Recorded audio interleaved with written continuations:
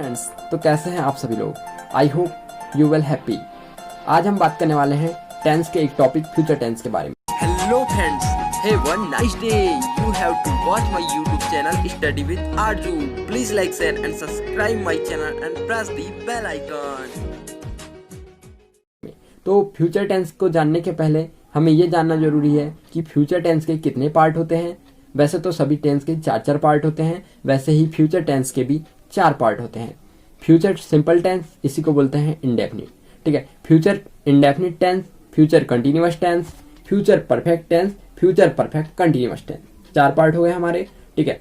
अब बात कर लेते हैं हम कि फ्यूचर टेंस होता क्या है।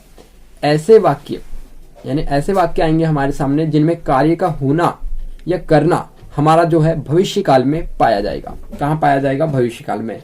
आप लोगों को समझ में आ रहा होगा कि जो कार्यों का होना या करना है वो हमारा कहाँ पाया जाएगा? भविष्य काल में, ठीक है। तो फ्यूचर टेंस के 4 पार्ट देख लिए हमने, ठीक है। अब बात करते हैं फ्यूचर के सिंपल पार्ट की। तो फ्यूचर सिंपल टेंस जो है हमारा, ये फ्यूचर इंडेफिनिट टेंस, ठीक है। तो फ्यूचर इंडेफिनिट टेंस जो है उसकी अगर हम पहचान की बात करें तो पहचान क्या होती है? इस टेंस में वाक्यों में, इस टेंस के वाक्यों में कार्य का करना या फिर होना, कार्य का करना या तो होना हमारा भविष्य काल में पाया जाता है। कहाँ पाया जाता है? हमारा भविष्य काल में, ठीक है। यहां तक आप लोगों को समझ में आ गया होगा। तो देखते हैं, आपको साइड में दिख भी रहा होगा स्क्रीन पर, ठीक है। इसमें जो पहचान होती है, पहचान क्या होती है? वाक्यों के अंत में, जब वाक्य खत्म हो जाते हैं तो उनके अंत में गा, गे, गी, होगा, होगी, होंगे, आएगा, जाएगा आदि शब्द आते हैं। मैंने क्या क्या बताया आप लोगों को? गा, गे, गी 3 शब्द हो गए। होंगे, होगी, होगा, इस टाइप से लास्ट में गा, गे, गी आता है, ठीक है। ये हमें फ्यूचर सिंपल की पहचान याद रखनी है, ठीक है। इसके बाद हम बात कर लेते हैं, इसमें 2 चीजें आती हैं। अगर कभी भी आप एक बात गार्ड मान ले इसमें कि जो भी फ्यूचर का इंग्लिश सेंटेंस होगा उसमें साल या विल जरूर देगा, या तो साल देगा या विल देगा, ठीक है। तो साल या विल जब भी हमें दिखे तो हमें मान लेना है कि ये सेंटेंस कहाँ का है? फ्यूचर टेंस का। कहाँ का है? फ्यूचर टेंस का, ठीक है। तो साल या विल देता है। अब कंडीशन ये आ जाती है हमारे पास में कि साल कहाँ यूज करना है और विल का कहाँ यूज करना है, ठीक है। साल का कहाँ यूज करना है हमें और विल का कहाँ यूज करना है। तो ये कंडीशन हमारे सामने आकर के खड़ी हो जाती है, ठीक है। तो साल का यूज हम कहाँ करेंगे? आई और वी 2 सब्जेक्ट के साथ में। सिर्फ ऐसे 2 ही सब्जेक्ट हैं ये जहां पर साल और विल का यूज होता है। कौन कौन से? आई और सेकंड है वी। किस किस के साथ में? आई के साथ में और सेकंड वी के साथ में, ठीक है। काय का यूज करेंगे? साल का। एंड विल का यूज काय के साथ में करेंगे? He, she, it, name, he, she, it, name, they, you, them, etc, इनके साथ में हम विल का यूज करेंगे, ठीक है। यहां तक आप लोगों को समझ में आएगा। साल का यूज करेंगे आई और वी के साथ में, विल का यूज करेंगे हम he, she, it, name, they, you, them, etc के साथ में, ठीक है। अब बात कर लेते हैं इसके अफर्मेटिव सेंटेंस के बारे में। तो इसके भी 3 होंगे, अफर्मेटिव, नेगेटिव, इंटरोगेटिव, और एक सेंटेंस होता है चौथा जो होता है इंटरोगेटिव नेगेटिव।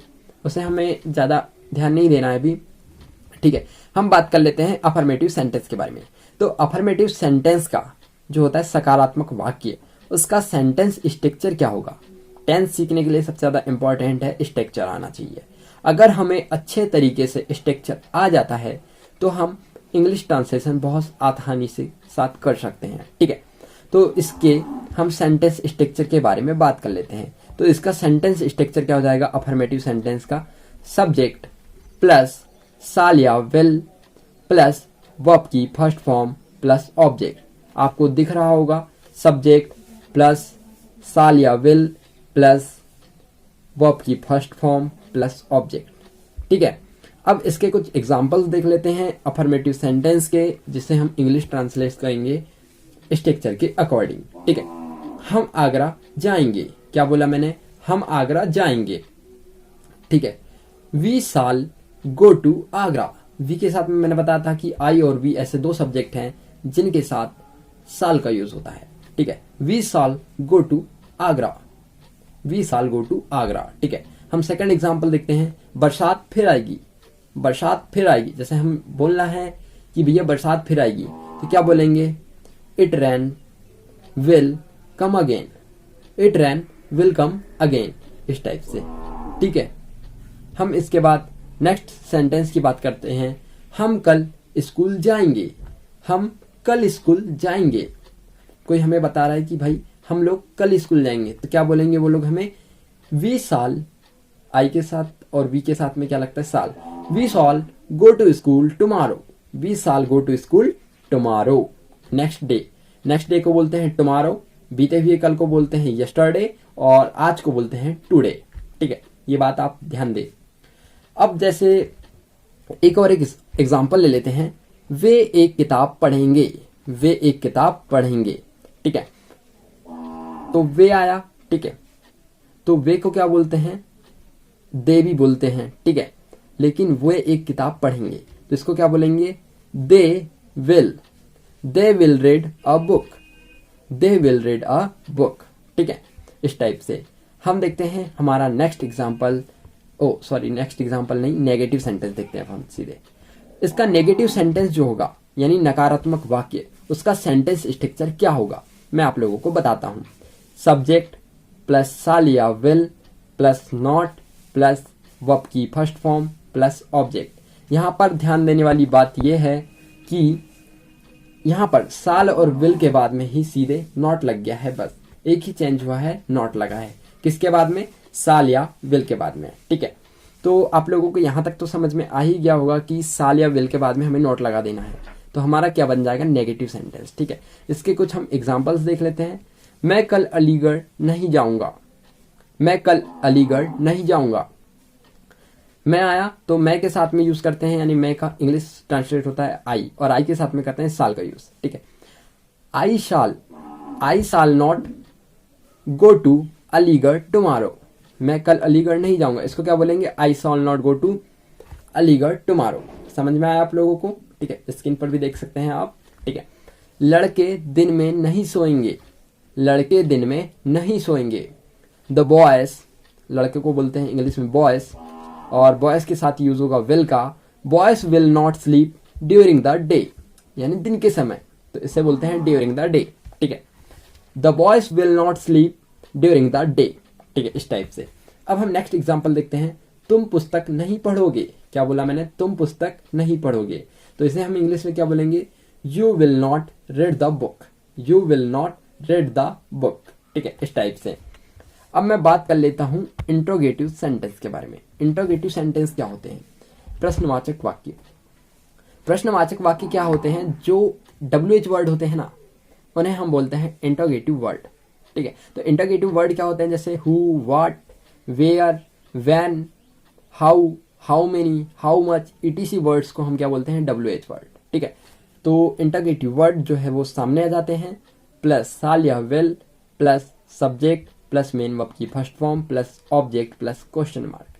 याद रखें, क्वेश्चन मार्क लगाना बहुत ही इंपॉर्टेंट है। अगर हम क्वेश्चन मार्क नहीं लगाते हैं तो हमारा जो इंट्रोगेटिव सेंटेंस है वो सुंदर नहीं दिखेगा, और सुंदर नहीं दिखने के साथ साथ वो हमारा रॉन्ग भी हो सकता है। ठीक है, तो इंट्रोगेटिव वर्ड प्लस साल या विल प्लस सब्जेक्ट। यहाँ पर जो साल विल हेल्पिंग वर्ब है ना, वो हमारी सब्जेक्ट के पहले चल जाती है।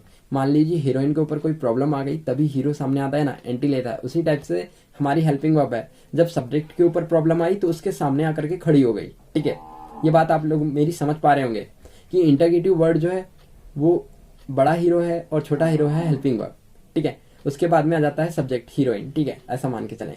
तो हीरोइन के ऊपर प्रॉब्लम है यानी सब्जेक्ट के ऊपर, तो हेल्पिंग वर्ब जो है वो सामने आ गई। ठीक है, इंट्रोगेटिव वर्ड प्लस साल या will plus subject plus verb की फर्स्ट फॉर्म प्लस ऑब्जेक्ट। ये था हमारा इंट्रोगेटिव वर्ड का सेंटेंस का स्ट्रक्चर। इसके हम कुछ एग्जांपल देखते हैं।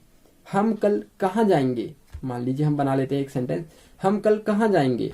तो कहाँ यानी कोई प्लेस का नाम है कि हम पूछेंगे किसी से कि हम कल कहाँ जाएंगे, तो प्लेस है ये कि हम कल कहाँ जा पाएंगे। ठीक है, तो इसे हम क्या बोलेंगे? Where shall we go tomorrow, where shall we go tomorrow, इस टाइप से। ठीक है, और लास्ट में क्वेश्चन मार्क लगा देना है। ठीक है, अब हमारा नेक्स्ट एग्जांपल देखते हैं। आरवी कौन सा गाना गाएगी? आरवी कौन सा गाना गाएगी? विच सॉन्ग विल आरवी सिंग? ये एक तरीका हुआ। ठीक है, कौन सा इसे बोलते हैं इंग्लिश में विच, ठीक है। Which song will are we song, ठीक है, सिंग, ठीक है, इस टाइप से। या इसको हम ऐसे ही बना सकते थे, which will are we sing a song, ये भी अच्छा तरीका है। और लास्ट में क्वेश्चन मार्क, ठीक है। ये दो हमने एग्जाम्पल देखे। वह कितनी पुस्तकें खरीदेगा, वह कितनी पुस्तकें खरीदेगा, how many books will he buy, ठीक है, इस टाइप से एक तरीका हुआ। या हम इसे ऐसा ही बनाते तो भी सही होता, कैसा, how many will he by the books, इस टाइप से, ठीक है। आई होप आप लोगों को ये सारे एग्जाम्पल समझ में आए होंगे। अब मैं आप लोगों को कुछ एक्सरसाइज एग्जाम्पल्स दे रहा हूँ, आप लोगों को दिख भी रहे होंगे बाजू में, ठीक है। ये कुछ एक्सरसाइज एग्जाम्पल्स हैं, इन्हें आपको मुझे करके टेलीग्राम ग्रुप में या फिर कमेंट बॉक्स में बताना है। मैं आपको रिप्लाई में इसका आंसर सही दिया है आपने या नहीं दिया है, ये मैं आपको कमेंट बॉक्स में बता दूंगा, ठीक है। तो आई होप आप लोगों को वीडियो बहुत अच्छे से समझ में आया होगा। और रिक्वेस्ट करता हूँ, अगर वीडियो समझ में आई है तो वीडियो को लाइक कर दें और चैनल को सब्सक्राइब कर दें। Thanks for watching the video, bye bye, take care.